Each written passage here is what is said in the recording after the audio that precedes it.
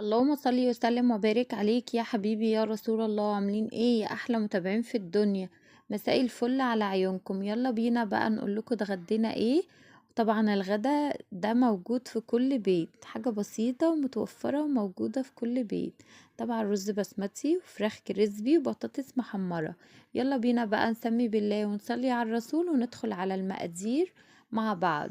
عندي حلة نزلت فيها بزيت، وبعد كده بصلاية متقطعة قطع صغيرة، وبعد كده هنزل بقى دلوقتي بالبهارات المجففة: ليمونة مجففة، ورق لوري، قرفة، قرنفل، 2 قرنفل كده. هشوح بقى البهارات دي كلها مع بعضها، ريحتها بجد خطيرة. بعد ما اشوحها كده، اول ما تاخد الصدمة وشم ريحتها كده، بعد كده هنزل بقى بكوباية من المية. بعد كده اول ما المية تبدأ معايا تغلي، هنزل بجزراية مبشورة. دي طريقة الرز البسمتي يا جماعة، انا بعمله بالطريقة دي بيبقى حلو قوي، وبيبقى بجد لذيذ كده، وبيبقى طعمه خطير. بعد كده نزلت بورقة مرق الدجاج. وبعد كده هنزل دلوقتي بمعلقة من الملح ومعلقة من الفلفل. طبعا هسيب المية تغلي كويس قوي. بعد كده هنزل بكوبايتين الرز بالشكل اللي انتوا شايفينه ده. طبعا كوبايتين الرز في مقام كوباية كبيرة، ما كنتش عاملة كتير. وبعد كده بقى ايه، هسيبه يغلي كويس قوي. وبعد كده تعالوا بقى اقول لكم على التركايه بصوا بجد فرقت قوي في طعم الرز. بصوا هنا بقى ده لون، هو اسمها بودرة زعفران، بتتباع عند اي عطار. بيبقى الوان بقى الاحمر والاخضر، بس دي الوان طبيعية عادي مش بتعمل حاجة. بتبقى عادي يعني، حلوة قوي في الاكل والحاجات دي.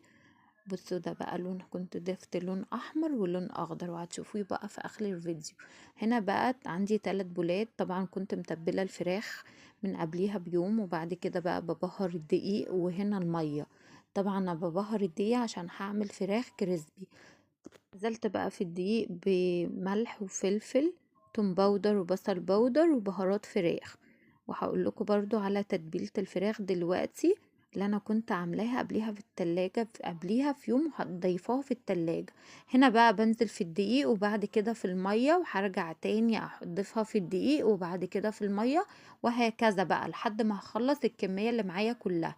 طبعا بشرت بصلاية، اخدت منها مية البصل، وبعد كده ضفت بقى ايه، في التوم باودر وبصل باودر، ومعلقة من الزعتر ومعلقة من الخل وعصير ليمون ودبس رمان وملح، وتبلتها بقى كويس جدا وضفتها في التلاجة.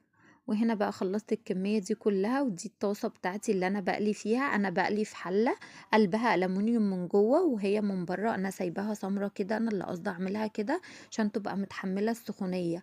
وهنا بقى ده فول كنت بدمسه. يا رب تكونوا استفدتوا من الفيديو.